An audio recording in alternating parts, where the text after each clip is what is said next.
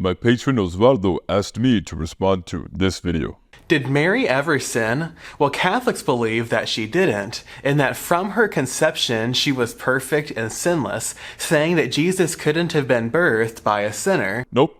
Sorry. Already false start. This is wrong. We've already started on the wrong foot. The Catholic Church does not teach what this person just said. The Catholic Church does not teach that Mary had to be sinless in order for Jesus to be born of Mary. The Catholic Church does not say that. As a matter of fact, the Catholic Church says that it would have been possible for Jesus to have been born from a sinful woman. If God wanted to, he could have created a body for Jesus out of clay like he did Adam. So no, if you're going to make a video critiquing Catholicism, get Catholicism right. There is no excuse, because all you have to do is go to the Catechism and you can see that the Catholic Church does not teach this. So this person has already disqualified himself because he's already gotten us wrong.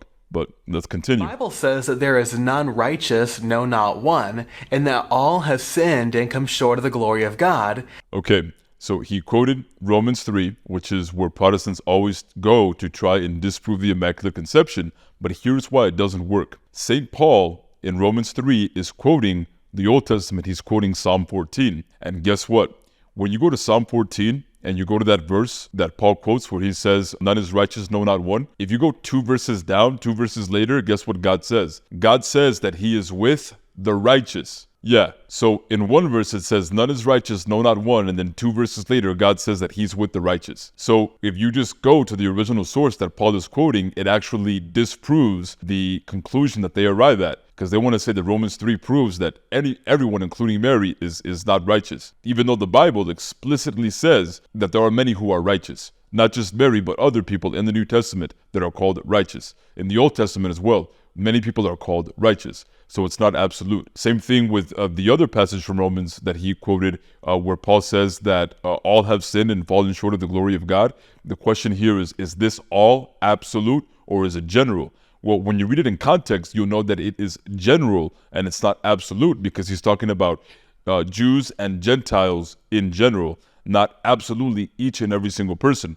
And we know that the word all in the Bible isn't always used absolutely or literally. For example, if you go to Mark chapter 1, verse 5, it says this: there went out to him, talking about John the Baptist, all the country of Judea and all the people of Jerusalem, and they were baptized by him in the river Jordan, confessing their sins. So right here, the word all is used twice in Mark 1:5. So according to you, according to the Protestant position, if you're being literal here, they want to say that all in Romans 3 is literal. Are you going to say that in Mark 1:5, the entire country of Judea and every single person in the city of Israel, every single person in Israel went to go get baptized all at the same time by John the Baptist? No, absolutely not. Because we see that there are plenty of people in Judea and in Israel that were not baptized by John the Baptist and that did not follow Jesus. So what that means is that all is not absolute, all is not literal, all is usually used in a general sense. So what that means is that there can be exceptions to what is said in Romans 3. And it turns out that there are. We know that one exception for sure is Jesus, right?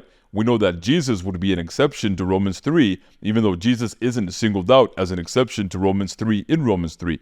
But we also know that we can single out Mary as well as an exception, because we can actually go back to the Old Testament, and the Old Testament tells us that Mary and Jesus are coupled together as an exception of being touched by the devil or by sin.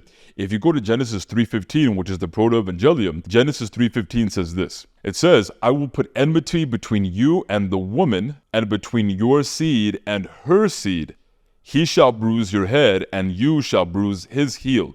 So the his being referred to here is Jesus. He's the one who crushes the head of the serpent. And who is the her?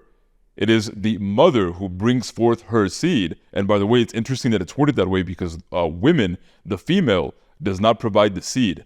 The seed is provided by the man. But here it says her seed, even though women don't produce seed. So it's talking about Mary, who produced seed that didn't come from herself because Jesus is the Son of God. So it's saying that Mary and Jesus have enmity with the devil, with the serpent, with the enemy. Meaning that Jesus and Mary are over here and the devil is over here and they cannot touch. The devil cannot corrupt the woman and the seed of the woman. And the woman is Mary and the seed of the woman is Jesus. So Genesis 3:15 actually prophesies Mary's sinlessness. And we also see it in the New Testament in the Gospel of Luke, in Luke chapter 1, when the angel appears to Mary to tell her that she's going to be the mother of Jesus. He says, "Hail, full of grace." That's how he greets her when he appears to her. Well, that phrase, full of grace, it says it all, because if Mary is full of grace, and by the way, in the Greek, it's kikeritomene, that is a past perfect participle. If you were to translate it directly and literally, it would be, "Hail, having been perfectly graced for all time," is literally what it would mean if you translate it roughly. What that means is that Mary was already fully graced or perfectly graced when the angel had appeared to her, even before Jesus was conceived in her womb. So the angel recognized that Mary was full of grace, and if you're full of grace, you do not sin. You are not touched by sin if you are full of grace. To be full of grace means that you are sinless. So Mary was already sinless when the angel appeared to her. Why? Because we only know that grace comes from God. Divine, supernatural grace can only come from God. And that's why the Catholic Church teaches that it was God who created Mary without sin and kept Mary from sinning. And we know that God can do that because the New Testament also tells us this. In the Epistle of St. Jude, verse 28, it says that God can keep you from falling into sin. So the Bible says that God can create human beings without sin, and we know that he did that with Adam and Eve, right? I'm sure that this person would say, yeah, Adam and Eve were created without sin. And the Bible also says that God can keep you from sinning. So why is it so hard to believe that God could have created Mary without sin and kept her from sinning? Because Genesis 3:15 tells us, prophesies it, and then the angel that appeared to Mary mentions it again in the greeting that he gives Mary.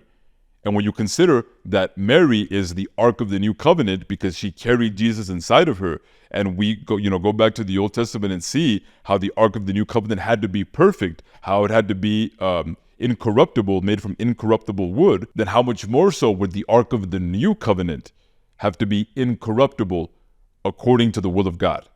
And again, we're not saying that Mary had to be without sin so that Jesus could be born. No, we're saying that Mary was without sin because that was part of God's plan to save us.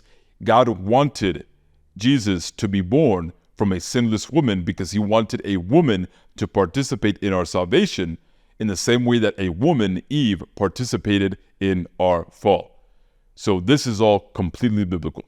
But the Bible says that there is none righteous, no, not one, and that all have sinned and come short of the glory of God. And nowhere does the Bible suggest that Mary was an exception to this rule.